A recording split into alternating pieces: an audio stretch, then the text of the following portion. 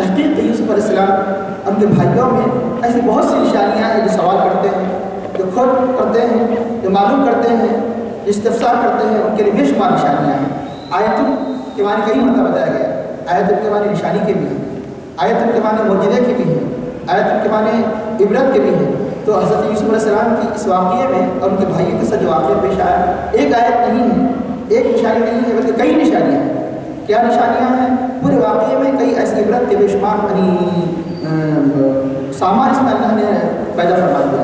ایک نشانی تو یہ کہ ایک جماعت اپنے بھائی سے حسد کرتی ہے، ان کے قتل کے در پہ ہوتی ہے، یہاں تک کہ وہ ہر قسم کی ایذا کے سارے سامان مہیا کر دیتے ہیں، لیکن ایک دن آتا ہے یہی بھائی یعنی سبا کے تمام اس بھائی کے سامنے اپنی سرتا پر ندامت بن کر کھڑے ہو جاتے ہیں، اور وہ بھائی معافی کا اعلان کرتے ہیں اتنے سب مظالم کو برداشت کرنے کے باوجود۔ کیسے مظالم؟ کہ یہاں تک کہ بچپن کے ظلم کے ساتھ غلامی، پھر سارے کنویں کی تکلیف، کنویں میں ڈالا جانا، یقیناً اس کے بعد اللہ تعالیٰ مصر کی بادشاہ پر اللہ تعالیٰ فائز کرنا، پھر نبوت یعنی جیسے عظیم منصب کا عطا فرمانا، یقیناً معمولی نشانی نہیں، عظیم نشانی ہے۔ پھر آپ کی عفت پاک دامنی ایسے عالم میں جو ہر قسم کے برائی کے سارے اسباب مہیا کیے گئے ہوں، لیکن پھر بھی اپنے دامن عفت کو محفوظ رکھنا، یہ معمولی نشانی نہیں ہے، یقیناً اللہ کی قدرت کی عظیم نشانی میں سے۔ ایک تو یہ نشانی سے مراد یوسف علیہ السلام کی عظمت کی نشانی، اور دوسرا یہ کہ نشانی سے مراد جیسے کہ ابھی بتایا گیا کہ نشانی کے معنی معجزے کے بھی ہیں، یہ سرور کائنات صلی اللہ علیہ وسلم کی نبوت کی نشانی ہے۔ وہ اس طرح کیونکہ سرور کائنات صلی اللہ علیہ وسلم کی جو زندگی ہے وہ یوسف علیہ السلام کی مشابہت اس طرح ہے کہ جس طرح یوسف علیہ السلام کے بھائی خود ان کی مخالف ہو گئے، ہر قسم کی تکلیف کے درپے ہو گئے، اسی طرح سرور کائنات صلی اللہ علیہ وسلم جب نبوت کا اعلان فرمایا تو خود آپ کی برادری کے لوگ آپ کی نبوت کا انکار کیے، ہر قسم کی ایذا یعنی پہنچانے کے درپے رہے، یہاں تک کہ قتل کی سازشیں کیے۔ آپ جانتے ہیں کہ یہاں تک کہ سرور کائنات صلی اللہ علیہ وسلم جو ہجرت فرماتے ہیں تو کس موقع پر کہ جب کہ سارے کے سارے قریش کفاران مکہ مل کر آپ قتل کے در پہ ہو جاتے ہیں، یہاں بھی قتل کے در پہ ہو گئے تھے، کس کے؟ حضرت یوسف علیہ السلام کے بھائی، یہاں بھی قتل کی سازشیں ہوتی ہیں، یہاں تک کہ وطن چھوڑ کر آپ ہجرت فرماتے ہیں۔ تو آخرکار ہوتا کیا ہے کہ 8 سال کا عرصہ گزرتا ہی نہیں کہ سارے کے سارے یعنی کفاران مکہ جو 13 سال تک آپ پر ظلم ستم کے پہاڑ توڑتے رہے، جو آپ کے خون کے پیاسے تھے، آج سارے کے سارے کھڑے ہیں۔ موقع تھا کہ ان ظالموں سے چپ کر بدلا لیا جائے، لیکن اللہ کے حبیب نے جس طرح یوسف علیہ السلام نے اپنے بھائیوں کے لیے معافی کا اعلان فرمایا، آپ نے لا تصریب والے کو لیا، آج تم سے کوئی بھول نہیں ہے، آپ نے ایک کلمے کے ذریعے ان کے سارے جرائم پر قلم یعنی عفو کو چلا دیا اور سب کے لیے معافی کا اعلان فرمایا۔ تو چنانچہ ایک واقعی مشابہت یہ بھی ہے جس طرح وہاں وہ 10 کے 10 بھائی نادم ہو کر کھڑے ہوئے ہیں، آج سارے کے سارے کفار مکہ کھڑے ہوئے ہیں، لیکن وہاں جو عرصہ تھا 40 سال کا عرصہ تھا، یہاں جو عرصہ ہے 8 سال کا عرصہ ہے۔ تو جیسا کہ بتایا گیا یوسف علیہ السلام جو خواب دیکھا تھا اس خواب کی تعبیر جو ہوگی 40 سال دوسرا بتایا گیا، خواب کی تعبیر دوسرے دن بھی ہو سکتی ہے، خواب کی تعبیر زندگی کے آخری لمحات تک بھی ہو سکتی ہے، خواب کی تعبیر عرصہ دراز 40-50 سال کے بعد بھی ہو سکتی ہے، جسے یوسف علیہ السلام واقعہ یہ بتا رہا ہے کہ اب رہا اس میں جو بتایا گیا یوسف علیہ السلام کے بھائیوں میں یہ نشانیاں ہیں پوچھنے والوں کے لیے گزشتہ تفصیلی طور پر بتایا گیا تھا کہ کس طرح یوسف علیہ السلام کے والد حضرت یعقوب علیہ السلام کی شادی ہوئی، اور یہ 12 کے بھائی یہ کا آپس میں رشتہ کیا ہے، اختصار کے ساتھ بھی ذہن نشین کرنے کی ہے۔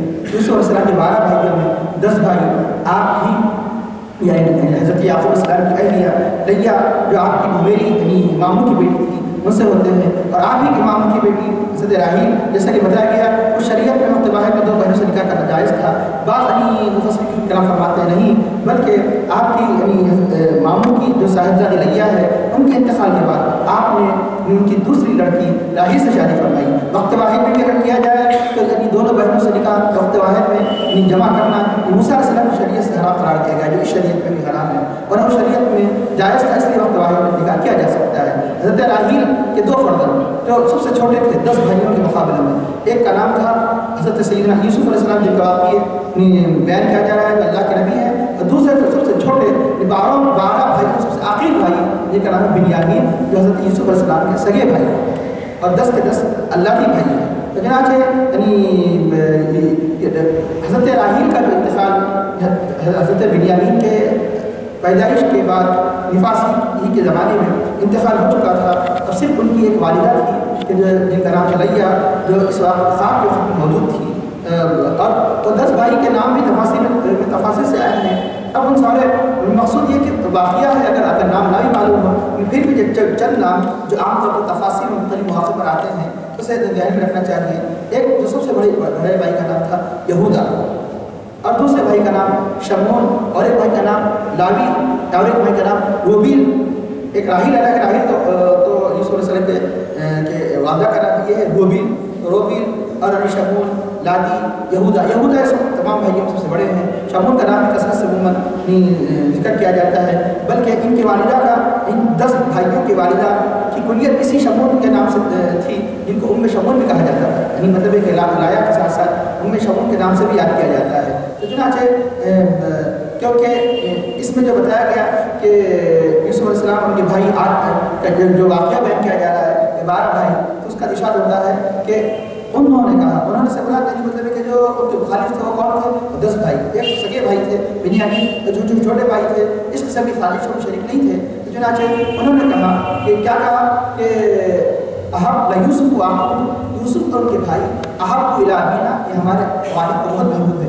اصل تو سب سے زیادہ محبوب تو حضرت یوسف علیہ السلام تھے، کیونکہ وہ ان کے سگے بھائی ہونے کی وجہ سے انہوں نے حضرت بنیامین کو بھی اس میں شریک کر لیا. اور حقیقت میں جو مسئلہ تھا ان کے سامنے یوسف علیہ السلام کا مسئلہ تھا، لیکن کیونکہ یہ ان کے سگے بھائی تھے تو اس لیے انہوں نے کہا کہ حضرت یوسف اور ان کے بھائی احب الہینا، یہ ہمارے والد کو سب سے زیادہ محبوب ہے، چہیتے ہیں.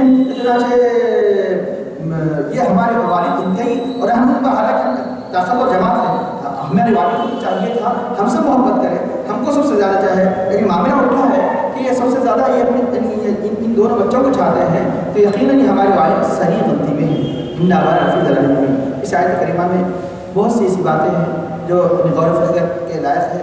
اس لیے انشاءاللہ تعالیٰ جو شبہات ہمارا ہے اس کے بارے میں اس کا جواب دیا جائے گا. ایک تو یہ کہ اس میں جو بتایا گیا کہ ہم بڑی جماعت ہیں، ہم سے محبت کرنا چاہیں. وجہ کیا تھی؟ وجہ یہ کہ چھوٹے بھائی ہیں، چھوٹے بھائی اپنے والد کے بازو نہیں بن سکتے.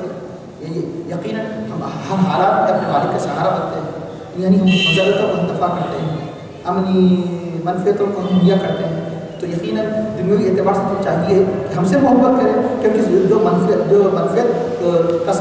منفیتوں کو عطا کرتا ہے، جو مصلحتوں کا خیال کرتا ہے، جو مصیبتوں کو دفاع کرنے کے لیے تیار ہے، وہ ہم ہیں. کیونکہ چھوٹے بھائی تو کس کام آ سکتے ہیں، چھوٹے بچے اپنے والد کے کوئی کام نہیں آ سکتے. اس لیے اخلی بھی چاہتی ہے ہم سے محبت کریں، لیکن یہ کہ ہمارا نعوذ باللہ کہ وہ یہ کہہ رہے ہیں کہ ہمارے والد کا ہمارا الٹا ہے کہ وہ ہم سے محبت کرنے کے بجائے ہمارے چھوٹے بھائی یوسف اور ان کے بھائی سے محبت کرتے ہیں. اب رہا یہ کہ اس کے بعد یہی نہیں، حد تو یہاں تک پہنچے انہوں نے یہ کہہ دیا کہ ہمارے والد کھلی خطا پر ہے. زلال کے بارے ہیں، اصل کے معنی زلال کے معنی گمراہی کے لیے، لیکن یہاں دینی گمراہی نہیں. اس لیے مفسر کرام نے بہت سی بڑی بحثیں کی ہیں. ایک زلال ہے یعنی فکر یعنی مطلب ہے کہ قیام کے اندر غلطی کھا جانا، اتحاد میں یعنی غلطی کرنے کو بھی زلال کہا جاتا ہے. یہاں زلال کے معنی اگر دین گمراہی لی جائے یہ سب کافر ہو جاتے ہیں، جب یہ بات ثابت ہے یہ کافر نہیں تھے. حضرت یعقوب علیہ السلام کی نبوت میں ثابت تھی. اگر کافر ہوتے تو جب یہ واقعہ سارا ہونے کے بعد انہوں نے اپنے والد سے کہا اے ہمارے ابا جان ہماری مغفرت فرمائیے. مغفرت کافر کے لیے جائز نہیں ہے. پتہ چلا کہ مومن ضرور تھے لیکن سب قسم کے بلائے کبیرہ کے یہ مرتکب تھے. چنانچہ اس بات کی دلیل ہے کہ انہوں نے کسی قسم کا کفر نہیں کیا. ہاں یعنی ایذا پہنچانا، حسد کرنا، قتل کے در پہ ہونا، تکلیف پہنچانا، یہ مختلف قسم کے جرائم کے شکار ہو چکے تھے کہ جس کی انہوں نے معافی چاہی. تو چنانچہ اپنے والد نے بھی ان کے لیے اللہ تعالیٰ کی بارگاہ میں مغفرت طلب کی. تو ارشاد ہوتا ہے کہ اور ایک بات کہ زلال اب رہا ہے کہ انہوں نے غصے کے عالم میں، انہوں نے جذبے میں انہوں نے اپنے والد کو نعوذ باللہ ان کی اس غلطی کو زلال سے تعبیر کیا. زلال کے بارے جو گمراہی کے بھی ہیں، زلال سے مراد یہاں پر یعنی مطلب غلطی ہے. تو چنانچہ یاد رکھیے وہ زلال کیا ہے. سوال یہ ہے وہ لفظ زلال یعنی جس چیز کو زلال سے تعبیر کرنا ہے. زلال میں زواس، اسی سے زلال یعنی یہ مصدر ہے گمراہی، زال مانے گمراہ. یہ دونوں باتیں ذہن میں رکھیے. اب رہا یہ کہ جس بات کو وہ زلال کہہ رہے ہیں نعوذ باللہ کہ عقیدے کی کوئی کوتاہی کی وجہ سے، خرابی کی وجہ سے، نعوذ باللہ کہ یہ ظلم کسی قسم کا انہوں نے ظلم کیا تھا اپنے بچوں اس وجہ سے کہ یہ حضرت یعقوب علیہ السلام 10 بھائیوں سے بڑھ کر حضرت یوسف کو چاہتے ہیں. یہی تو ہے نا، یہی ان کے پاس زلال ہے. ان کے پاس زلال کیا ہے؟ زلال نہیں، قطع کیا ہے؟ قطع یہی ہے کہ سب سے بڑھ کر کس کو چاہتے ہیں؟ حضرت یعقوب علیہ السلام، یوسف علیہ السلام چاہتے ہیں. تو پتہ کیا چلا؟ حد درجے کسی کو چاہنا زلال، جو ان کے پاس قطع ہے. حقیقت میں خطا نہیں ہے، انشاءاللہ تعالیٰ اس کا جواب دیا جائے گا، لیکن یہ بات تو ثابت ہو چکی ہے. زلال حد درجے کسی کے عشق میں کھو جانا، زلال. چنانچہ اس کی دلیل کیا ہے؟ یہی اور اسی سورے میں انشاءاللہ تعالیٰ آگے آئے گا کہ جب حضرت یعقوب علیہ السلام نے کہا کہ مجھے حضرت یوسف کی بو آ رہی ہے، یوسف علیہ السلام واقعہ ہو کے زمانہ ہو گیا، اب کئی سالوں کے بعد روتے روتے آنکھیں یعنی مطلب ہے کہ بینائی چلے گئی.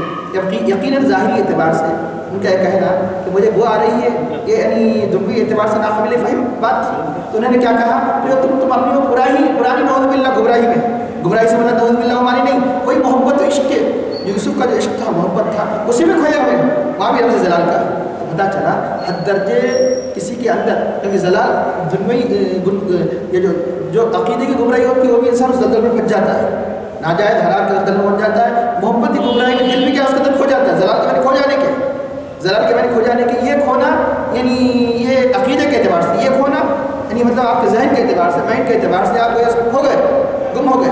تو زلال شدت عشق کہتے ہیں. تو پتہ کیا چلا؟ زلال شدت عشق کہتے ہیں. یہی وجہ ہے کہ جن عاشقان نبوی نے جو ترجمہ کیا خوب کیا، کئی یعنی صلاح امت انہیں کی اقتداء کرتے ہیں، اعلیٰ حضرت نے بھی کیا، اور اعلیٰ حضرت سے پہلے کئی مترجمین یعنی عبداللہ شاہ صاحب وغیرہ اور بھی یعنی مطلب یہ کہ نہیں کہ اعلیٰ حضرت یعنی پہلی یعنی وہ ہے جو جنہوں نے ترجمہ کیا، اس سے پہلے بھی عاشقان نبوی ہر زمانے میں ترجمہ کرتے رہے. اب رہا یہ کہ اردو ترجمہ کیونکہ اعلیٰ حضرت کا یعنی منظر عام پر آنے کے وجہ سے لوگ یہ سمجھنے لگے کہ آپ بھی سب سے پہلے مترجم ہیں، ورنہ اس سے پہلے بھی یعنی صاحب تفسیر حسینی عبداللہ شاہ صاحب اور دوسرے مفسرین نے بھی اس بات کا ترجمہ کر چکے ہیں کہ وہ وجہ کا غالب فہدا، اللہ نے آپ کو اپنی محبت میں مست پایا تو اپنی طرف راہ دی ہدا. ابھی سورہ یوسف کی ان دونوں کلمات سے بات ثابت ہو چکا ہے کہ زلال کس کو کہتے ہیں؟ محبت میں کھو جانا. جب محبت میں جب کھو جائیں گے تو انسان کو کسی چیز کا ہوش نہیں رہتا ہے. یہ مخلوق کی ہدایت کا معاملہ ہے. اگر اللہ کی محبت میں مست ہو کر مخلوق کی طرف توجہ نہیں کرتے، پلٹ کے بھی نہیں دیکھتے تو ہدایت کیسے ملتی؟ اس لیے آپ کو وہ راہ جذب سے راہ سلوک کی طرف لائے. یہ جذب کا راستہ تھا. جذب کے راستے میں کوئی کسی کو راستے میں نہیں لا سکتا، خود راستے پہ رہتا لیکن کسی کو راستے میں نہیں لا سکتا. مجذوب کسی کو راہ ہدایت کی طرف نہیں لا سکتا، لیکن سالک راہ ہدایت کی طرف لا سکتا. تو اللہ تعالیٰ فرماتا ہے کہ آپ کو کیونکہ وحی کے نزول سے پہلے غار حرا میں جا کر کس کی عبادت میں، کس کے خیال میں ہمیں کرتے تھے؟ اللہ کے بھی، اللہ کے خیال میں، اللہ کی محبت میں. اللہ نے کیا کیا؟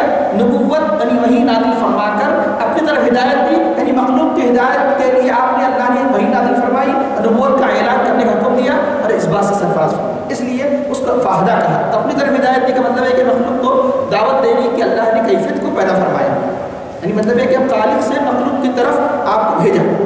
خالق کی طرف تو رہے گا رشتہ، لیکن ایسا منہمک ہو جانا کہ مخلوق کا خیال نہ رہے. وہ جو کیفیت تھی وہ کیفیت اللہ تعالیٰ کا مقصود یہ تھا کہ کائنات کو ہدایت ملے، اور جو مقصود تھا کہ سارے عالم کے لیے رحمت، آپ رحمت بن جائیں. اس لیے اللہ تعالیٰ نے آپ کو اپنی محبت مست پایا تو اپنی طرف ہدایت دی. تو زلال کے معنی ہے کیا ہو گیا؟ محبت مست پانا. نعوذ باللہ وہ گمراہی نہیں جس کو عقیدے کی گمراہی، جو عمل کی گمراہی سمجھا جاتا ہے. اس لیے ہم احتیاط کی ضرورت ہے. یہ لفظ زلال یعنی گویا قرآن کریم کی اس آیت سے اس آیت کا سمجھنا، اس کا معنی سمجھنا بالکل یعنی مطلب ہے کہ یعنی واضح ہو جاتا ہے. نعوذ باللہ یہ الزام غلط ہے کہ اہل سنت جماعت ترجمہ تحریف کرتے ہیں. تحریف وہ تحریف ہے کہ جو قرآن کے حقائق سے جن کو واقفیت نہ ہو، جو لغت کو نہیں جانتے وہ ایسی باتیں کرتے ہیں. تو اس کے بعد اب رہا یہ سوال یہ ہے کہ ہو سکتا ہے کہ دنیا دار، ہو سکتا ہے کہ یعنی جن کے اندر یعنی تمیز نہیں ہے وہ یہ کہنے لگے ہاں یہ کیسے ہو سکتا ہے کہ جب بنی مطلب ہے کہ وہ طاقتور تھے، سارے گھر کا جب انتظام کیا کرتے تھے، چاہیے تھا کہ ان سے محبت کریں، ان سے کیسے محبت کر سکتے ہیں زیادہ؟ ایک پہلا جواب کہ جیسا کہ یہ بات طے ہے محبت کا جو معاملہ ہوتا ہے، نمبر ایک انسان سے معذور ہے. محبت کا تعلق قلب سے، قلبی معاملے میں انسان معذور ہے کہ یعنی مطلب ہے کہ یہ انسان کی طاقت سے باہر ہے. انسان کی طاقت سے باہر ہے کہ عام طور فطری بات ہے کہ انسان کو بسا وقت کئی یعنی بیٹے ہوتے ہیں کسی ایک سے غیر معمولی ہوتے ہیں. اسی طرح یعنی جو شریعت میں جو جائز بتایا گیا یعنی 4 بیویاں، 2-3 بیویوں میں کسی ایک سے بہت ہوتی ہے. لیکن ایک بات یاد رکھیے، ایک قانون ضرور یہ ہے، محبت میلان میں انسان معذور ہے، لیکن اس محبت کی وجہ سے کسی کے حق میں کوتاہی کرنا جائز نہیں ہے، اس میں معذور نہیں ہے۔ اس لیے بتایا گیا ہو سکتا ہے مثال کے طور پر یہ شریعت کا مسئلہ ہے، 2 یا 3 اگر بیویوں میں سے کسی سے محبت ہو زیادہ جائز ہے، لیکن محبت کا مطلب یہ نہیں کہ اس کے کپڑوں میں، اس کے کھانے پینے میں اور اس کے کھانے پینے میں امتیاز ہو، دونوں کا کھانا، تینوں کا کھانا برابر ہو۔ اور 2 بیویاں ہوں تو دونوں کی زندگی کا معیار ایک طرح کا فراہم کرے، یعنی اس کو ویسا ہی رہن سہن دے، اس کو ویسا ہی رہن سہن دے، اس کو جیسے کپڑے مہیا کرے اس کو ویسے ہی کپڑے مہیا کرے، اس کو جیسا کھانا دے اس کو ایسا کھانا دے۔ لیکن محبت کی بنیاد پر اگر اس کو لباس اور اس کے کھانے پینے میں کوئی فرق پیدا کرتا ہے تو یہ ظلم ہے، اس میں معافی نہیں۔ دل کا میلان اگر زیادہ ہے تو یہ معافی، یہ یعنی خالی ہے۔ چنانچہ اس طرح ایک جواب دے دیا گیا۔ دوسرا جواب کیونکہ اللہ نے آپ کو فراست عطا فرمائی، جب اللہ تعالیٰ اولیاء کو فراست عطا فرماتے ہیں تو اللہ کے نبی نبوت کا مقام کا اعلیٰ عرفہ ہے، اسی فراست کی وجہ سے آپ جانتے تھے کہ یہ آگے چل کر اللہ تعالیٰ نے انہیں نبوت سے سرفراز فرمانے والا ہے، خواب میں بھی اشارہ ہو چکا تھا اور فراست سے بھی جانتے تھے۔ ایسے عالم میں یقیناً جس کے اندر رشد کے آثار ہو، نجابت کے آثار ہو، اس سے محبت ہونا یہ فطری امر ہے، اور ظاہری اعتبار سے اعتبار کے پہ کر اور جو نبوت کے جو کیفیات تھی اس اعتبار سے بھی وہ ان کا باطن بھی منور، ظاہر بھی منور، باطن بھی منور۔ جس کا ظاہر بھی منور ہو، باطن بھی منور ہو، جس کے اندر جو ہدایت کے آثار ہو، فطری طور پر اسے محبت ہونا یقیناً یہ نہیں مطلب کہ عقل کے خلاف نہیں، نقل کے خلاف۔ اس لیے یہ آپ کو اپنے فرزند سے سارے بچوں سے زیادہ اور ایک اہم بات ان سارے باتوں سے بتائیے، اگر کسی کی 2 بیویاں، 1 سے 10 بچے اور 1 سے 1 بچہ، ابھی بچپن کے عالم میں بچہ، ماں کا انتقال ہو گیا، 7 سال کا بچہ ہے، 6 سال کا بچہ ہے، یہ بتاؤ سب سے زیادہ باپ کس کو اس کی دل جوئی کرنے کی کوشش کرے گا؟ اس بچے کی جس کی ماں کا انتقال ہو گیا، جس کی ماں موجود ہے وہی بڑے ہیں، جس کی ماں موجود ہے اس کے بڑے ہیں، اس کو زیادہ چاہے گا، اس کو زیادہ گلے لگائے گا، اس کو چپٹائے گا، یا جس کی ماں موجود نہیں ہے؟ غور و فکر کرنے کی بات ہے کہ حضرت یوسف علیہ السلام یہ اپنے خصائص تو اپنی جگہ ہیں، اگر کوئی اس خصائص کو اگر اس وقت نہ بھی مانتا تو ظاہری طور پر بھی دل میں ظاہری آنکھوں سے بھی سمجھا جا سکتا ہے کہ ان 10 جو بڑے بڑے عمر کے تھے ان کی والدہ ہی موجود زندہ، اور یہ حضرت یوسف علیہ السلام جب بچپن کے عالم میں ہیں، ان کی والدہ انتقال کر چکے تھے بچپن ہی میں جب 2 سال کے تھے، اور اب عمر کیا تھی؟ عمر 12 بلکہ حاصل کے مطابق 7 سال کی عمر تھی، بعض روایت کے مطابق آپ کی عمر 7 سال تھی، 12 سال، دونوں صورتوں میں بالغ نہیں تھے۔ اس لیے ایسے بچے سے محبت ہونا یہ فطری امر ہے، دنوی یعنی مطلب ہے کہ حالات کا تقاضا بھی ہے، ایسے بچے کو یعنی جس کو احساس ہوتا ہے اپنی ماں کے انتقال کا اسے زیادہ اپنے گلے سے لگائے اور اس کی دل جوئی کی۔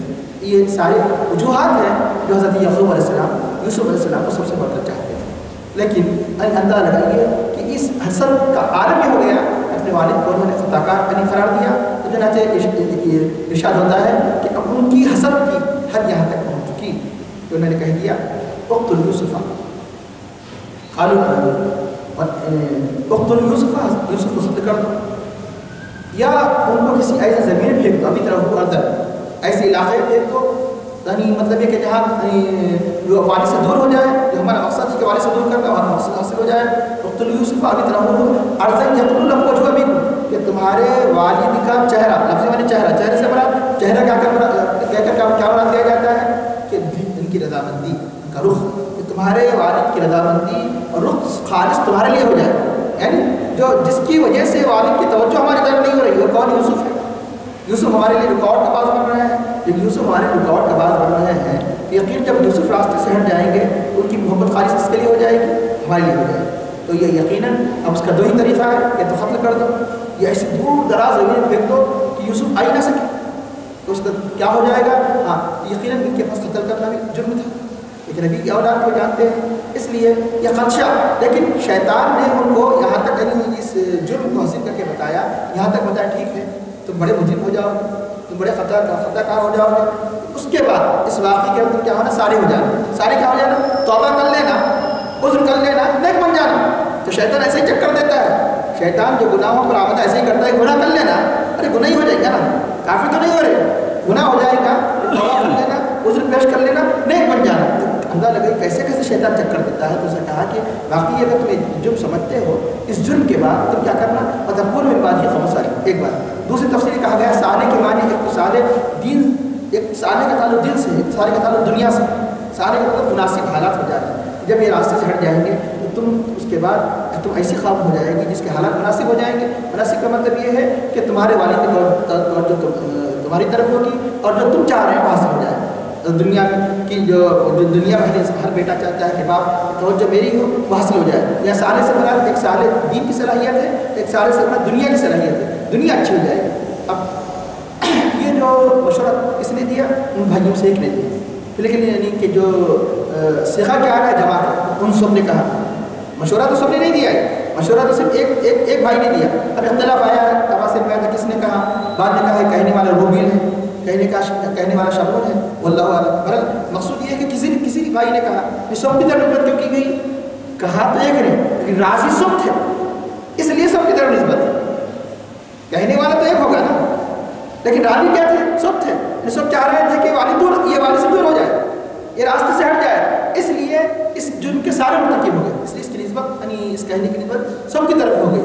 تو اب رہا یہاں تک بتایا گیا کہ جس طرح شیطان یہ نجد کے بوڑھے کی صورت میں پوچھا ہے تو کون ہے نجد کا بوڑھا.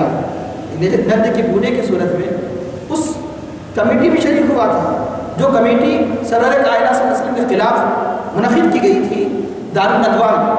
دارالندوا کا مکہ مکرمہ میں ہجرت کے موقع پر کس کے خلاف اللہ کے حبیب کے خلاف یہ قتل کر دیا جائے. مشورہ ہو رہے تھے یعنی کسی نے کہا کہ ایسا کیا جائے ویسا کیا جائے. مختلف قسم کے مطلب ہے کہ سازشیں ہو رہی تھی یا کہ قید کر دیا جائے یعنی یقتلو کا یزبتو کا یا یہاں سے شہر بدل کر دیا جائے. تو اس مجلس میں شریک ہونے والا کون تھا؟ شیطان تھا. شیطان نے اس نے مشورہ دیا. بتایا گیا کہ اس مجلس میں بھی شیطان شریک ہوتا ہے. شیطان تو چاہتا ہے معلوم ہے اس کو, شیطان معلوم ہے کہ یہ تو نبی ہے, یہ نبی کے بیٹے ہیں, یہ بھی آگے چل کے نبوت ہونے والی ہے, نبوت ملنے والی ہے. اور شیطان جب اللہ کے نیک بندے سے جب سب دشمن ہوتا ہے تو انبیاء کا کتنا اولیاء کا تو اور بڑا دشمن ہوگا. وہ بھی چاہتا تھا کہ مطلب کہ راستے سے ہٹ جائے. پھر آج بتایا گیا کہ اس مشورے میں شریک ہونے والا مطلب کہ اور یہ دینے والا ان میں سے من جملہ ان کے بھائیوں کے شیطان بھی تھا. اس کا یعنی اب رہا یہ کہ قتل کر دو یا دور زمین پھینک دو, یہ معمولی بات نہیں کیونکہ قتل کرنا بہت بڑا جرم ہے. قتل کرنا بہت بڑا جرم ہے, یہ آسان نہیں ہے. چنانچہ لیکن اس کے باوجود بھی وہ اس بات کے لیے تیار ہو گئے. لیکن ایک بھائی نے قال قائل ان میں سے ایک کہنے والے نے کہا. بتایا گیا کہ اس کے بارے میں اختلاف آیا ہے لیکن زیادہ صحیح بات یہی ہے کہ وہ کون سا بھائی ہے کہ جس نے کہا کہ قتل مت کرو بلکہ کیا کرو کہ ان کو کسی تاریخ کنویں میں پھینک ڈالو. تو یہ کہنے والے ہیں سارے بھائیوں جب سب سے بڑا یہ بھائی تھے جن کا نام یہودا. یہ وہی بھائی ہے کہ جب دوسری مرتبہ یوسف علیہ السلام کے پاس گئے اور بنیامین کو آپ نے روک لیا اور جب حضرت یعقوب علیہ السلام نے بہت عہد و پیمان سے بنیامین کو بھیجا تھا کہیں ایسا نہ ہو کہ جس طرح تم یوسف کی حفاظت نہ کر سکے اس کی بھی حفاظت نہ کر سکیں گے. واقعہ ایسے ہوا, حالات ایسے ہوئے کہ بنیامین کو روک دیا گیا. تو اس وقت انہوں نے کہا کہ میں اس وقت تک کنار نہیں جاؤں گا, میں اپنے والد کو کیا صورت بتاؤں گا. تو چنانچہ ایک سارے بھائیوں تھوڑی سی رحمی کیفیت تھی تو تھی یہودا کی. تو چنانچہ ان کہنے والوں میں ایک بھائی یعنی مطلب یہ کہ واللہ اعلم یہودا نے کہا کہ وہ ختم مت کرو, قتل خطرناک جرم ہے, اس جرم کو اپنے سر پر مت لو. یعنی یقیناً یہ بھی جرم ہے لیکن یہ سب سے خطرناک جرم ہے. یہ کرنا ہے اگر کوئی خود تو فائل اس آیت کریمہ کا اختتام ہے تمہیں کرنا ہی ہے, تمہیں اگر چاہتے ہی ہیں تو تمہارا مقصد حاصل ہو جائے گا. مقصد کیا ہے؟ مقصد تو ختم نہیں ہے. مقصد یہ ہے کہ ہمارے یعنی والد کی محبت خالص ہماری طرف ہو جائے اور جو یہ راہ میں رکاوٹ بنے ہوئے وہ رکاوٹ دور ہو جائے. تو اس کے لیے مقصد قتل ہی نہیں, قتل کے بغیر بھی حاصل ہو سکتا ہے. وہ اس طرح تمہیں کنویں میں ڈال دیں گے. ایک ہوگا کہ یا تو کنویں میں کوئی موزی اشراط الارض ہوں گے, سانپ ہوں گے, بچے ہوں گے, اس سے قتل ہو جائیں گے. لیکن ڈائریکٹ ہم قتل کرنے کے مجرم نہیں ہوں گے. اور کنواں ہی بتایا گیا قابل کنویں میں ڈال کے نہیں مرتا. تو بتایا گیا کہ کنواں انہوں نے ایسا سوچا کہ کنواں بھی ایسا ہو کہ جس میں پانی انسان اندر پر ڈوب جائے, ایسا نہیں, اور گہرا ہو اور آسانی سے اوپر بھی نہ آ جائے. یہ بھی ہے مطلب مقصد تو یہی ہے کہ ہلاک ہو جائے, دور ہو جائے, بہرحال آسانی سے وہ کرنا ہے, یہ مقصد تو ہے ان کا ضرور. لیکن کنواں ایسا ہو گہرا ہو, اس لیے بتایا گیا جب کے معنی گہرے کو کہتے ہیں, غیابہ کے معنی تاریخ, تو غیابہ کے معنی جو نگاہوں سے پوشیدہ ہو. اس لیے غیب سے غیب یعنی غائب ہو جانا، غیاب وجود بھی. تو چنانچہ تم اس لیے اگر ایسا کریں گے تو کیا ہوگا، یا اگر بچ جائیں گے، جوڑیں گے، چلائیں گے تو کوئی قافلہ گزرے گا. اس زمانے قافلے گزرتے تھے تو سڑے راہ کو ایسا کنواں ڈھونڈو تو وہ قافلہ گزرے گا تو قافلہ کیا کرے گا؟ لے جائے گا. اس زمانے میں غلامی عام تھی، جو قافلہ گزرے گا تو غلام بنا لے گا، غلام اپنے وطن کو لے جائے گا، اپنے ملک کو لے جائے گا، بیچ دے گا. یقیناً جو ہمارا مقصد حاصل ہو جائے گا، یوسف اپنے والد سے دور ہو جائے گا. تو اس لیے یہ ایک بھائی نے مشورہ دیا کہ کیونکہ اللہ کا مقصود یہ تھا یوسف علیہ السلام کی حفاظت کرے اور انہیں نبوت کے مقام تک پہنچائے، انہیں مصر کا حاکم بنائے. اس لیے آخر کار سارے کے سارے بھائی اس مشورے سے متفق ہو جاتے ہیں، انہیں کسی کنویں میں ڈال دینا چاہیے، انہیں کسی کنویں میں ڈال دینا چاہیے. یہ اسی پر ان کا اجماع ہوتا ہے، اتفاق ہوتا ہے. یہاں اہم بات کہ سخت جرم کے بعد وہ کس طرح یعنی یہ توبہ ہی نہیں بلکہ بعض مفسرین نے یہاں پر کہا کہ توبہ کے بعد نبی بنائے گئے، لیکن بہت سے مفسرین یہاں تردید کیوں، اور انہوں نے کہا کہ جنہوں نے نبوت جو ان کے بعض اپنی بھائیوں کی نبوت کے قائل ہوئے، بعض اللہ نے نبوت سے فرض کیا، وہ کہتے ہیں کہ کیونکہ جس وقت یہ جرم کے ارتکاب کیے اس وقت تو نبی نہیں تھے. توبہ جب ان کی مقبول ہوئی، جب نبی بنائے گئے تو دوسرے مفسرین جواب دیتے ہیں کہ ان کو کہ قبل نبوت بھی اس قسم کے جرائم کا ارتکاب کسی نبی سے نہیں ہو سکتا. قبل نبوت بھی اس قسم کے قتل کے در پہ ہو جانا، ایذا دینا، حسد کا شکار ہو جانا، یہ گھناؤنی جرائم ہے. ایک گھناؤنی جرائم سے ایک نبی کو اللہ تعالیٰ قبل نبوت محفوظ رکھتا ہے. اس لیے بہت سے مفسرین اس بات کے قائل ہے کہ توبہ کے بعد نبوت نہیں ولایت پر فائز پائے گا. یہ ہو سکتا ہے قبل نبوت فاسق و فاجر ہوتا ہے. بے شمار اولیاء کی سیرت پڑھ لیجیے. حضرت فضیل بن عبیہ بہت بڑے ڈاکو تھے، کوئی چور تھے، کوئی ڈاکو تھے، کچھ تھے، کوئی کچھ تھے، کوئی یعنی سود خار تھے، لیکن جب سچی توبہ قبول ہوتی ہے اللہ کے بڑے ولی بن گئے. سبحان. یعنی توبہ سے پہلے یعنی انسان کیسے جرم کا مرتکب ہو جائے، سچی توبہ نصیب ہو جائے، راہ سلوک کو اختیار کرے، اللہ کے قرب کے سارے طریقوں کو اختیار کرے، وہ ولی بن سکتا ہے. تو پتہ چلا کہ ولایت کا دروازہ بند نہیں. اللہ تعالیٰ کا رحم و کرم دیکھیے، بڑے سے بڑے مجرم پر بھی ولایت کا دروازہ بند نہیں. وہ آن کی آن میں اللہ کا مقرب بن سکتا ہے، سارے گناہوں کو چھوڑ کر شریعت کے مکمل اتباع کر کے اللہ کی ولی بن سکتے ہیں. اللہ کا کرم دیکھیے، رحم دیکھیے. اللہ تعالیٰ کا زندگی بھر کے جرائم کو معاف کر دینا خود ایک بڑا کرم ہے. ولایت کئی ایسے واقعات حضور غوث پاک اللہ تعالیٰ کے مخالف آپ کی آن توجہ سے ولایت کے درجے میں فائز ہو گئے. بڑے بڑے فاسق فاجر، ایک چور آتا ہے آپ کے مطلب ہے کہ کپڑے پیچھے سے آپ کی قیمتی خبر کو پکڑ لیتا ہے، اس لیے جنگل میں جا رہے ہیں، موقع ہے چلو کھینچ لیں. انہیں اس بات کا شعور ہی نہیں ہے کہ غوث ہے، فلاں ہے، ولی ہے. ان کے ذہن میں صرف یہی ہے کہ شخص جا رہا ہے قیمتی خبر چن لیا جائے. جو ہی ہاتھ ڈالتا ہے حضور غوث پاک کا ہاتھ اڑ جاتا ہے.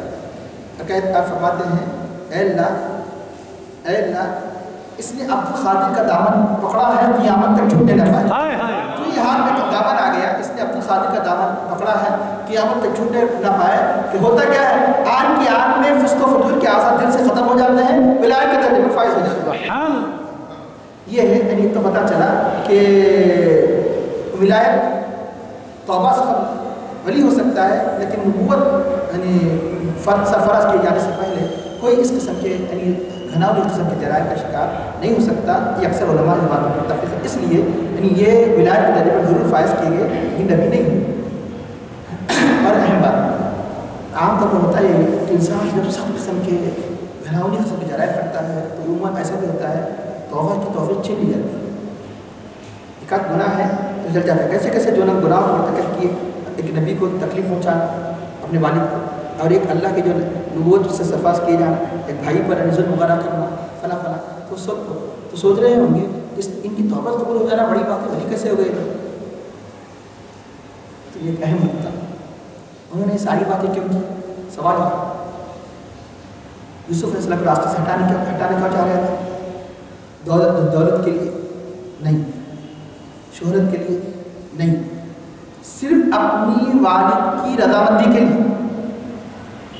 والد ہمیں زیادہ چاہے، گرچہ کہ طریقہ غلط اختیار کیا تھا، لیکن نبی کی محبت کو اپنی طرف مائل کرنے کے لیے جو کوشش کی تھی، اللہ نے اس کی وجہ سے بھی توبہ کو قبول فرمایا. سبحان. مقصد اچھا تھا لیکن مقصد کے لیے طریقہ غلط تھا، ناجائز حرام تھا.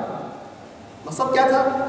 مقصد یہ تھا کہ ہماری ہمارے والد کی محبت خالص ہمارے لیے ہو جائے، سب سے بڑھ کر ہمارے والد ہم کو چاہے، یہ مقصد تھا۔ اس لیے وجہ بھی کیا بیان کی گئی، ان کو راستے سے کیوں ہٹا دیا جائے، قتل کیوں کر دیا جائے، دور زمین کیوں پھینک دیا جائے، وجہ بیان کر یقلو، انہوں نے کیا کہا یقلو لکم وجہ ابیکم، تمہارے والد کی رضامندی خالص تمہارے لیے ہو جائے، لیکن کسی جائز اچھے مقصد کے حاصل کرنے کے لیے ناجائز طریقہ اختیار کرنا جائز نہیں۔ یہ شخص مسجد بنانا چاہتے ہیں کہ لوگ مال کو لوٹ کے مسجد بنائیں گے، مسجد بناؤ جتنی تمہاری حیثیت ہے، مطلب ہے کہ کوئی نیک کام کرنے کے لیے کہ کسی بھی جرم کر کے نیک کام کریں گے، کسی کو قتل کر کے نیک کام کریں گے، نیک کام کرو لیکن نیک کام کا وسیلہ بھی نیک ہو، جائز ہو، ناجائز حرام نہ ہو۔ کسی کو لوٹ کے اگر آپ صدقہ دے رہے تو صدقہ قبول نہیں ہوتا، لیکن کیونکہ مقصد اندازہ لگائیے کہ نبی کی محبت کیسی چیز ہے، غلط طریقے سے بھی انہوں نے نیت کی تو اللہ نے توبہ قبول فرما لی۔ سبحان اللہ، یہ نبی کی محبت، نبی کی رضامندی کو اپنے طرف کا مطلب ہے کہ یہ نیت کرنا اتنی اہم بات ہے۔ اب ابو لہب کس لیے شعیبہ کو آزاد کیا؟ اللہ کے رسول کہہ کر نہیں، اللہ کے نبی کہہ کر نہیں، اس کو تو پتہ ہی نہیں تھا، صرف یہ کہ میرے بھائی کا بیٹا ہے، میرے بھائی کے بیٹے ہیں، بھائی کے بیٹے کی نیت سے اپنی بانجی کو آزاد کر دیا کیونکہ اللہ کے نبی تھے، اللہ کے رسول تھے، اللہ نے جہنم جیسے مقام پر بھی عذاب تخفیف فرمائی۔ یہ نبی کی اتنی محبت بھی کام آنے والی ہے کافر کو، تو مسلمانوں کو اندازہ لگے کیسے کسی عنایت ہوئی نبی کی، جہنم میں بھی کافر کو نبی کی محبت یعنی مطلب کام آ رہی ہے۔ جب مومن یقیناً جو نبی سے محبت کرتا ہے عمل کے ساتھ تو کیسی کیسی اس پر ہدایت اللہ کی نازل ہوا کرتا ہے۔ اس لیے بتایا گیا، اس اللہ نے کتاب اس لیے فلم فرمائی کرنا صحیح تھا۔ یہاں عبداللہ کے صاحب علیہ نے ایک اچھا مطلب ہے، ایک بیٹا نہیں چاہتا کہ وہ یعنی مطلب کہ میرے والد کسی کو مجھ سے بڑھ کر چاہے یا کوئی بھائی مجھ سے بڑھ کر چاہا جائے۔ بندہ لگائیے سارے کائنات کو کس نے پیدا کیا؟ سارے کائنات کا خالق و مالک کون ہے؟ اللہ تعالیٰ ہے۔ تو اللہ تعالیٰ جب ساری کائنات اس کے مخلوق ہے، یہ کیسے چاہے گا کہ میرا بندہ مجھے چھوڑ کر کسی اور سے محبت کرے؟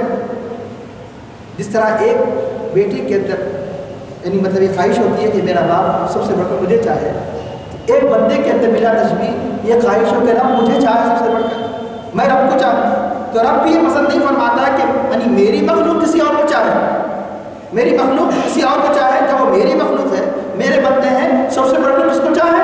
وہ مجھ کو چاہے۔ ہاں یہ بات ذہن نشین کر لیجیے، اللہ نے اللہ کے چاہنے کے لیے جو ذرائع ہے، اللہ نے جن کو چاہنے کا حکم دیا ہے ان کو چاہنا بھی اللہ کو بھی چاہنا ہے۔ سبحان اللہ، انبیاء کو چاہنا، اولیاء کو چاہنا، مقربین کو چاہنا، ان کو بھی چاہنا کیا ہے؟ اللہ کو چاہنا ہے۔ اب رہیے رکاوٹ کیا تھی؟ رکاوٹ یہ تھی کہ سوچ تو لیا ڈال دیں گے، لیکن یوسف علیہ السلام کثرت سے حضرت یعقوب علیہ السلام چاہتے تھے تو اس کو لے جانے آسان نہیں تھا۔ ان کو ایک تو یہ کہ جدائی نہیں کرتے تھے، اگر اکثر وہ باہر کھیلنے کرنے کی عادی ہے تو یہ اس بات کی ضرورت ہی نہیں تھی کہ جا کے کیا ہوتے اپنے والد سے اجازت لے کے چلے جائے۔ جب جرم کرنے ہی بیٹھے تو اب معلوم ہے کہ والد تو کسی سے اجازت دینے والی نہیں، ایسے لے کر چلے جاتے تو پتہ چلا کہ حد تک کہ حضرت یعقوب علیہ السلام یوسف علیہ السلام چاہتے تھے۔ تو چنانچہ اب اس لیے رکاوٹ یہ تھی کہ والد کی اجازت، اس لیے سیدھے آتے ہیں، آ کر کہتے ہیں خالو، انہوں نے کہا یا ابانا، اے ہمارے ابا جان، مالک لا تعملون، آپ کو کیا ہو گیا کہ آپ ہمارا اعتبار ہی نہیں کرتے، آپ مطلب کہ ہمارے بارے میں اندیشہ رکھتے ہیں، ہم یوسف علیہ السلام کے حسد کریں گے، ہم انہیں ایذا پہنچائیں گے۔ نہیں عموماً کیا ہوتا ہے، بعض دل کا چور ہوتا ہے، ظاہر ہو جاتا ہے۔ اور یہ بھی بتایا گیا کہ اس سے پتہ چلتا ہے کہ اس سے پہلے بھی خواہش کر چکے، اس سے پہلے بھی خواہش کر چکے، لیکن وہ ناکامی ہوئی، لیکن اب کی جو عزم کر لیا تھا، سوچ لیا تھا کسی صورت میں بھی یعنی ہم یعقوب علیہ السلام بنا لیں گے، تو انہوں نے اس انداز سے پیش کیا کہ آپ کو کیا ہو گیا، یہ تو ہمارا بھائی ہے، ہم اس کی بات کریں گے، پورے یقین طمانینت دلاتے ہوئے کہا کہ آپ ہمارا اعتبار ہی نہیں کرتے اللہ یوسف، وَإِنَّ لَهُ لَنَاصِرٌ، پوری تاکید کے ساتھ کہا یقیناً ہم اس کے خیرخواہ ہیں، ہم اس کو تکلیف پہنچانے والے نہیں ہیں۔ جب اللہ کے نبی یعنی یقیناً ایک مومن جب کسی بات کا پوری تاکید کے ساتھ عہد کرتا ہے، جب کہ بیٹے ہو، اس کی بات کا تو ظاہری طور پر اعتبار کرنا چاہیے، تب یقیناً اس اعتبار سے انہوں نے کہا کہ ٹھیک ہے۔ تو اس کے باوجود بھی انہوں نے یعنی یوسف علیہ یعقوب علیہ السلام نے دو باتیں پیش کی تاکہ نہ لے جائے۔ تو انہوں نے کہا کہ آپ جب ہمارے وہ بھی کوئی غیر نہیں ہے، ہمارا بھائی ہے، اس کے خیر خواہ ہے، آپ ہمارا اعتبار کیوں نہیں کرتے؟ ہم اس کی بات کریں ارسل آپ بھیج دیجیے کل ہمارے ساتھ. ہم جیسے ہم عام طور پر مطلب جنگل میں تفریح کے لیے مختلف مواقع پہ جاتے ہیں، اسی طرح کل ہم جنگل کو جا رہے ہیں. ارسل مانا انہیں ہمارے ساتھ بھیج دیجیے. غدر یرتا کے معنی یعنی کھانے پینے میں توسط کرنا. انسان کی عادت ہوتی ہے کہ تفریح میں گھر پھلاری وغیرہ کھانے پینے میں توسط سے کام لیتا ہے، وہ شریعت میں جائز ہے. یعنی شریعت میں یعنی مطلب جائز حدود میں یعنی توسط سے کام لینا جائز ہے کہ ارتا کھانے پینے میں توسط کا کام لے. میوے کھائے گا. یہ بھی پتہ چلا کہ جنگل کے میوے جب تک کوئی مالک نہ ہو تو اس کے میوے بغیر نہیں، مطلب ہے کہ کسی کی یعنی اس کے لیے کوئی اجازت کی ضرورت نہیں ہے، اس جنگل کے میوے کھائے جا سکتے. یہ بھی پتہ چلا کہ وہ میوے کھائے گا. میوے کھائے گا مطلب ہے کہ جنگل میں کھلی فضا میں مطلب ہے کہ مختلف جو میوے لگے گے وہ کھائے گا، وہ کھیلے گا. یہ بھی پتہ چلا کہ جائز حدود میں کہ عبادت میں کوئی خلل نہ ہو، اتنا کھیلنا بھی اسلامی جائز ہے، وہ کھیلے گا. اور دوسرا یہ کہ مان لیا جائے لیکن کہ مرتبے کے اعتبار سے کھیلنا جائز نہیں ہے. کہ نبی کی اولاد تھی تو بتایا گیا کہ کھیلنے کی نسبت کدھر ہے؟ یوسف علیہ السلام، کیونکہ بچپن کا زمانہ ہے، بچپن میں کھیل کود جائز ہے. وہ جائز حدود میں بچوں کو کھیل کود کے لیے آمادہ کیا جا سکتا ہے. اس لیے نسبت کدھر ہو رہی ہے؟ یعنی یوسف علیہ السلام کی طرف. یہ کھیلیں گے کودیں گے ہمارے ساتھ، یعنی مطلب عزیز یعنی انہیں اطمینان دلانے کے لیے ہم جو یہ جائیں گے ان کی طبیعت میں نشاط کا باعث پیدا ہوگا. تو آپ بھی ان کو چاہتے ہیں کہ میرا بیٹا خوش رہے، وہ سے سارے سامان سے فراہم ہو جائیں گے، گھر میں رہتے رہتے ان کی طبیعت اٹھتا جائیں گی. یہ مختلف انداز سے انہوں نے ان کو راغب کرنا چاہا کہ ارسل معنا غدا کرتا ویلا، اور ہم اس کی پوری مکمل وإن له لحافظ، ان کی حفاظت کرنے والے. ایک مرتبہ فرمایا ہم اس کے خیر خواہ ہیں، اور ایک مرتبہ کیا فرمایا اس کی حفاظت کرنے والے. یعنی میں نے پوری کا پورا ان کو یعنی مطمئن کرنے کی پوری کوشش کی. اس کے باوجود یعقوب علیہ السلام فرماتے ہیں فعلا انی لہت منہ، مجھے یہ بات ہم میں ڈال دی کہ ان تذهبوا به، تم انہیں لے جاؤ. واخاف، میں ڈرتا ہوں ان یاکلہ الذئب، کوئی بھیڑیا ان کو کھا لے. وانتم ان غافلون، تم سے بے خبر غافل ہو، یعنی مطلب کہ تمہیں پتہ نہ ہو، تم یعنی اپنے کام میں مشغول ہو جنگل میں، اور تم یعنی ان کے سامان کی حفاظت وغیرہ کے لیے تم اکیلے چھوڑ دو تو اس عالم میں بھیڑیا آئے یا کھا لے. مجھے اس بات کا اندیشہ ہے. اس میں دو باتیں بیان کی، نہیں بھیجنے کی، دو باتوں کا عذر پیش کیا. ایک تو یہ کہ مجھے بات غم میں ڈالتی ہے کہ تم اسے لے جاؤ، یعنی پہلے تو میں انہیں اپنے جدا نہیں کرنا چاہتا، پہلی بات. اور دوسری بات اپنا ایک خوف اندیشہ بھیڑیا کھانے، ایک خوف ایک حزن، دو باتیں. یہاں آپ نے کوشش کی کہ وہ نہ لے جائے، کیونکہ یہ تو جانتے تھے آپ کوشش، اس لیے اس یعنی روکنے کے لیے دو باتیں پیش کی. مجھے حزن بھی ہے، حزن مانے افسوس، ایک خوف. حزن کیا ہے کہ میں اتنی دیر کے لیے بھی، ایک دن کے لیے بھی اپنے بچے کو مجھ سے جدا نہیں کرنا چاہتا. ایک اشارہ کرتے ہیں کہ مجھے یہ بات غم میں ڈالتی کہ تم لے جاؤ، کیوں میں ان کو پسند نہیں کرتا کہ مجھ سے جدا کر دیں. ایک دوسرا یہ کہ بھیڑیا کھا لے، اس بات کا اندیشہ ہے. کیوں کہ کنعان وغیرہ کے قریب کے جنگل میں بھیڑیا کثرت سے پائے جاتے تھے. تو عام طور پر یہ بھی اس بات کی دلیل ہے یوسف علیہ السلام کا بچپن کا زمانہ تھا. بھیڑیا کھا لینا آسان نہیں ہے، بھیڑیا آدمی کو آسانی سے نہیں کھاتا. بھیڑیا تو سکھاتا ہے، بچوں کھا لیتا ہے، بڑے آدمی کو بھیڑیا نہیں کھاتا، زخمی وغیرہ کرے گا. اس لیے کھانے کا لفظ ہے، ختم ہی کرتے پورا. تو اب رہا یہ یہاں چند بات کہ یعقوب علیہ السلام جب اپنی نورانی فراست سے جانتے تھے ان نبوت پر فائز ہونے والے ہیں، یہ بھیڑیا کھانے کا اندیشہ کیسے پیش کیا؟ بھیڑیا کھانے کا اندیشہ کیوں کر کیا؟ جبکہ جو نبی ہے بھیڑیے کی عادت نہیں ہے کہ انسان کھائے، بکرے وکرے کھا لیتا جانور. زمین کی عادت کیا ہے؟ جو بھی ڈالے اکثر اس کو کھا جاتا ہے. اس کو انسانوں کھا جاتی ہے زمین، پوری ہڈیاں سب کون کھاتی ہے؟ زمین. اور جب کہ اللہ کے نبی کو زمین بھی نہیں کھاتی تو بھیڑیا کیسے کھاتا ہے؟ سبحان اللہ. جو نبوت پر سفر کیا جانے والا ہے اسے زمین نہیں کھا سکتی. کیوں؟ حدیث شریف میں آیا ان اللہ حرم علی الاساد ان تاکل الصدر، ان اللہ حرم علی ان تاکل الصدر الانبیاء، یعنی اللہ نے زمین پر حرام کیا ہے کہ انبیاء کے جسموں کو کھائے. اللہ نے زمین پر حرام کیا ہے کہ انبیاء کے جسموں کو کھائے، بلکہ انبیاء کے سچے متبع ان کے جسموں کو نہیں کھاتے، اولیاء کے. حافظ قرآن جس سینے میں قرآن ہے آگے سے ثابت ہے کہ یعنی زمین اس کو نہیں کھاتی، انبیاء کا مقام تو اعلیٰ رفع ہے. پھر کیوں کر یہ اندیشہ پیش کیا کہ بھیڑیا کھانے کا؟ اسی اندیشے کو انہوں نے کیا کیا؟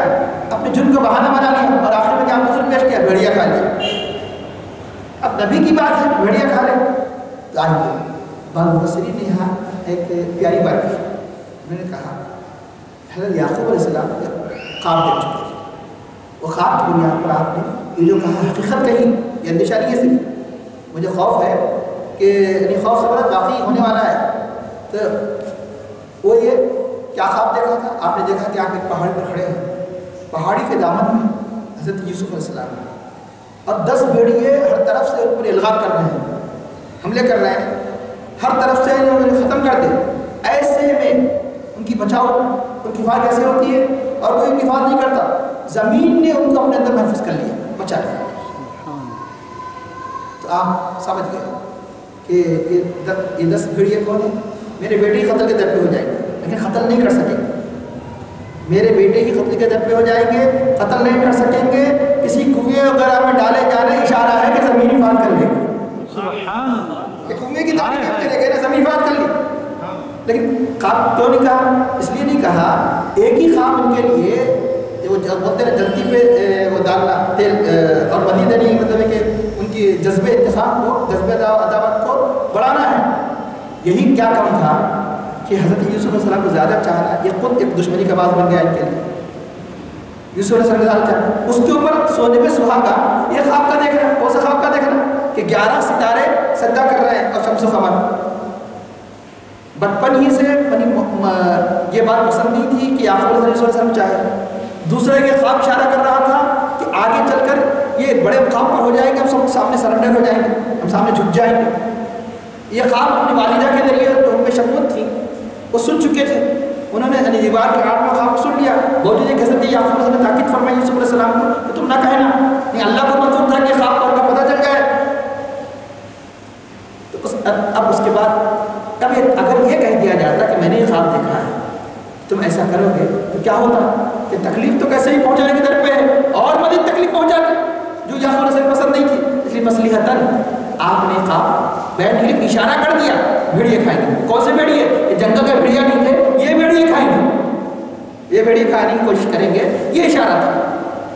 لیکن انہوں نے کیا کیا, جو اندیشہ جو پیش کیا تھا, جو حقیقت کی طرف اشارہ تھا, انہوں نے اپنے اس گناہ کے لیے بہانہ ہی بنا لیا بھیڑیا کھا لیا.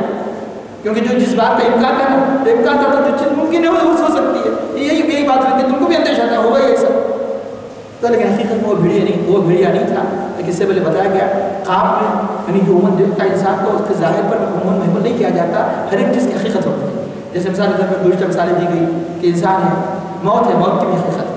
کل قیامت کے دن جب جنت میں داخل کر دیے جائیں گے, دوزخ میں داخل کیے جائیں گے, ایک میڈے کو لایا جائے گا اور اس کو ذبح کر دیا جائے گا اور کہا جائے گا کہ اب کسی کو موت آنے والی نہیں, جنت جی کو موت آنے والی ہے.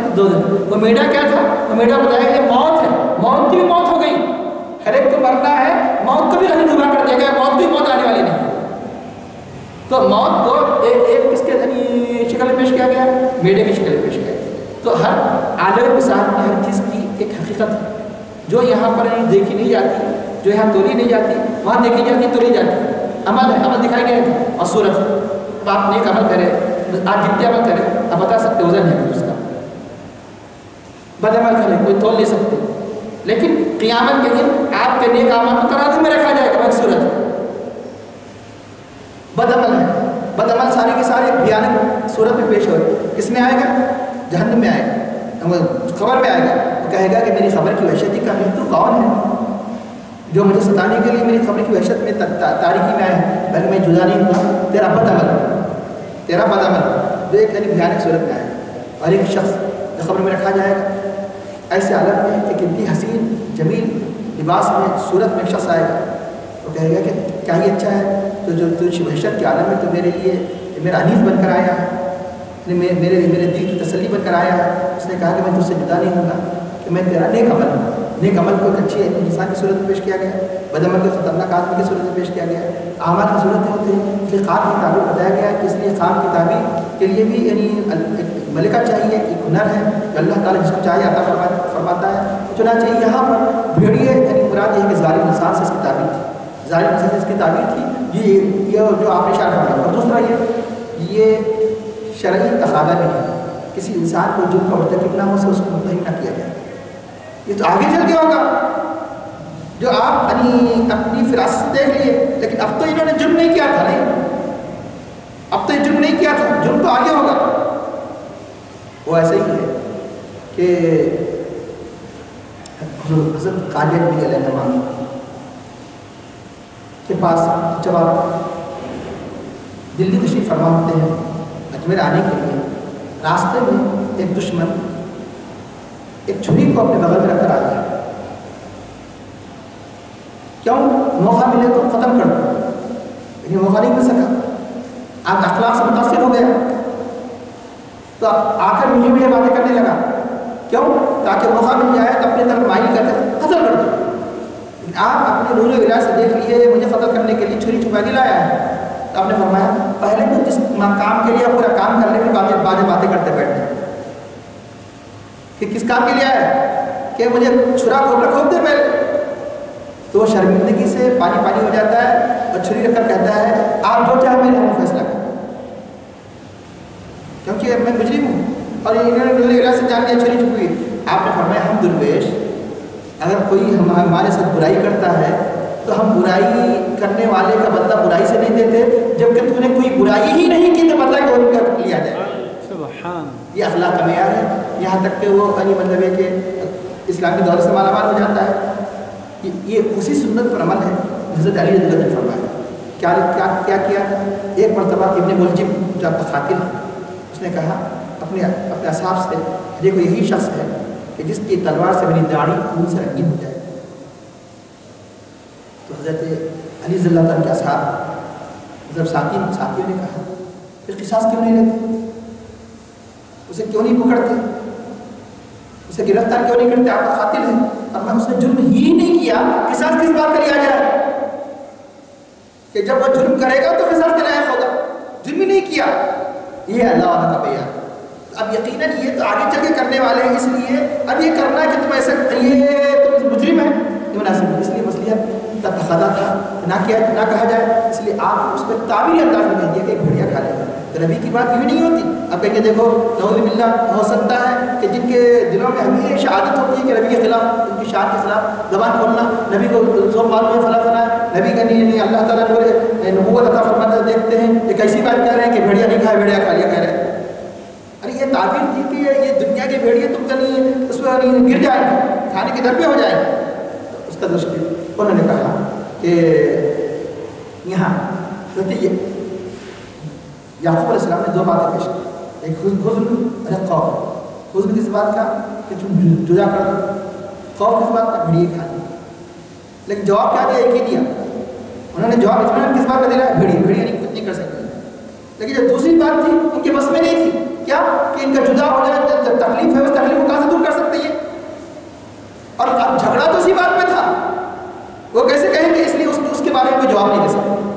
یعنی یوسف کو بس سے جدا کرنا مشکل ہے۔ پہلی بات یہی کہی نا کہ یہ مجھے بات غم میں ڈال دی کہ تم لے کے جاؤ، دوسرا ہے کہ بھیڑی کھائیں گے، جواب اس کا دیا، جواب ایک ہی دیا کہ انہوں نے کہا کہ لئی نہ اگر بھیڑیوں نے کھا لیں گے اور ہم جیسی طاقتور جماعت اس سے بڑھ کر نقصان کی بات کیا ہوگی، اس سے بڑھ کر خسارے وقت کی بات کیا ہوگی۔ تو جواب ایک بات کا دیا، کیوں ایک بات کر سکتے تھے دوسری بات نہیں کر سکتے۔ دوسری بات یہ کہ اس پر یعقوب علیہ السلام کے دل کی تسلی کا کوئی سامان پیدا نہیں کر سکتے تھے، جھگڑا تو اسی بات کا تھا کہ ہم سب سے بڑھ کر آپ اس کو چاہتے ہیں، یوسف کو چاہتے ہیں۔